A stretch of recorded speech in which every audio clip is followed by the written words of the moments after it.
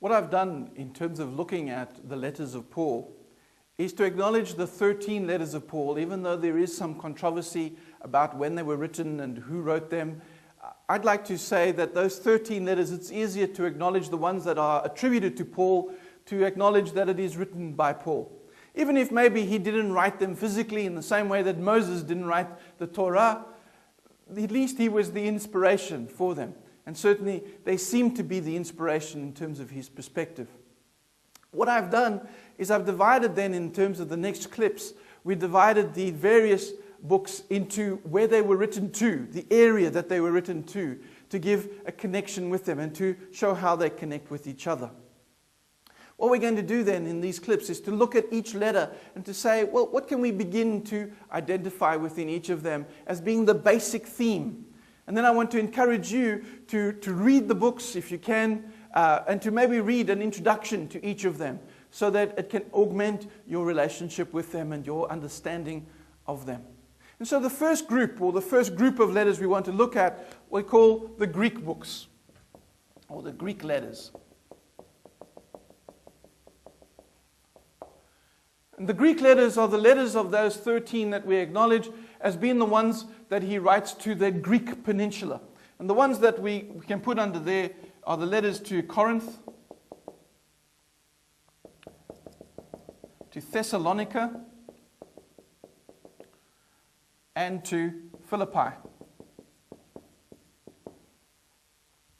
And it's those three letters that are the ones, or at least in those, of course, there's 5 individual letters that come from the New Testament. But in those are the 3 cities that he writes to in the Greek peninsula.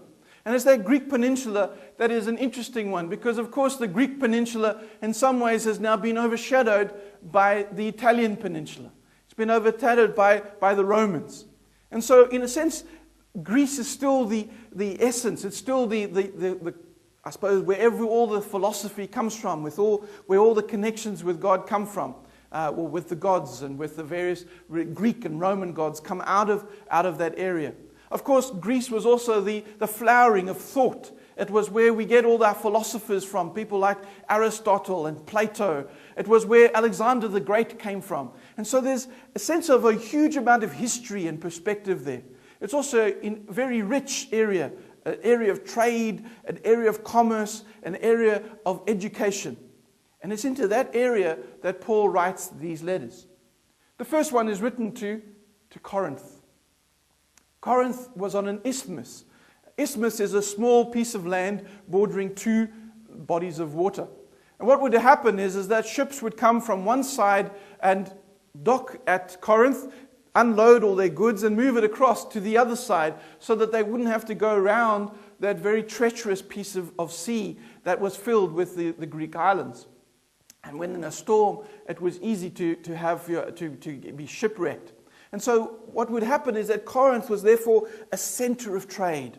It was a center of commerce. And as such, wherever there is lots of trade, there also becomes lots of other things. And so it was a center for banking, it was a center for education, it was a center for medicine. All those things were happening within the city of Corinth. And so the church in Corinth then also has that cosmopolitan feel. It has that big city feel about it. And you can imagine that what they were, therefore, in that big city were the very rich and the very poor. It's into the midst of this that the church begins and develops. And it has a cross-section of the city coming to it. What happens, though, is that things begin to go wrong within Corinth. That the church in Corinth isn't a happy place. But there are problems happening in Corinth. And what happens is that it seems as if some of the elders write a letter to Paul saying, we've got some of these issues.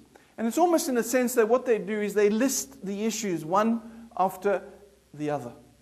They list all the different things that they are trying to figure out how to deal with now that they're Christian. How do we deal with food sacrificed to idols? How do we deal with divisions? How do we deal with marriage issues? How do we deal with the Last Supper? How do we deal with spiritual gifts? You can see it's almost a grab bag of different issues that the early church would face. In many ways, we need to be very happy about Corinth because because things were going wrong in Corinth, it's actually given us some insight from Paul how we can begin to deal with some of those concerns. And so that's what Paul does, is essentially every chapter of Corinthians is he deals with one of the problems that they are facing. Is he identifies the problem, and then he identifies a way in which we can respond to that problem. Now, let me emphasize that he deals with a way of trying to emphasize how to deal with the problem. He's not saying this is the way you do it, even though the way Paul speaks is often direct that way. We need to come to terms with the fact that Paul is Jewish, and often talking to a predominantly Jewish church still at this stage. Now, if that's the case, if Paul tells you to do something and you're Jewish, you must probably, your first words would be, why? Or maybe your second word will be, no. So you need to see that when Paul wrote 1 Corinthians, they wouldn't have just accepted everything that he said because it was Paul who was writing. In fact, we know that they didn't accept everything because that's why we have 2 Corinthians. And in fact, 2 Corinthians may actually be a combination letter of 2 different letters that Paul wrote to the Corinthians. In fact, 2 Corinthians is most probably a response to the fact that they've written back to him saying, well, who are you to tell us what to say in the first place? What you need to see is that in Jewish culture, they would not have interpreted it literally. And they certainly would not have interpreted or, in fact, received what Paul had told them without argument. Paul was part of his Jewish culture. He was used to making pronouncements. But Jewish people, in terms of their cultural perspective, would actually just as quickly say to those pronouncements, well, why? Or, no, I don't agree with you. And then cause an argument. I think that in fact what Paul's letters did when it went to Corinth, and in fact went to all the other places, is it would start immense argument. Today in our society, and particularly in our churches, we're not all that keen on argument.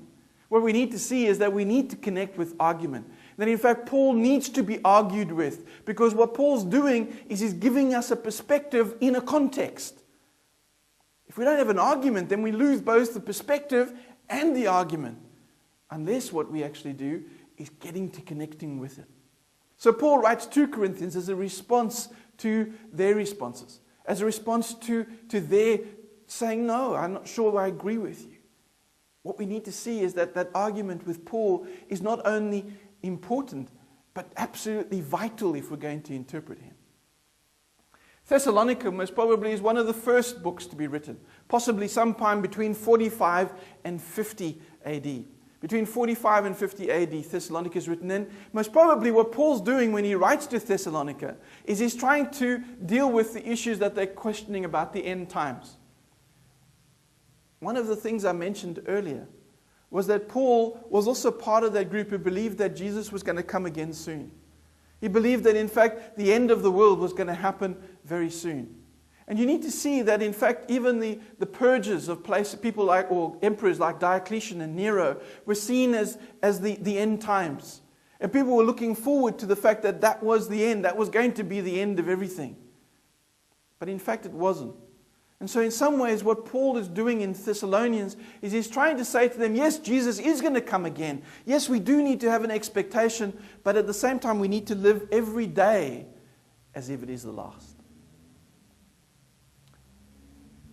The book of Philippians, though, is a completely different book, because there the focus is on joy. It's on rejoicing. Rejoice, rejoice is the concept of Philippians. Things seem to be going well in Philippians. Even though in Philippi, even though things had been through persecution, even though there had been trials and problems, still they seem to have come through them, in fact, even stronger. Paul wants to encourage them to rejoice in that, but not to become complacent, but rather to keep going, to keep moving with God and what God can do for them. Those are the Greek epistles.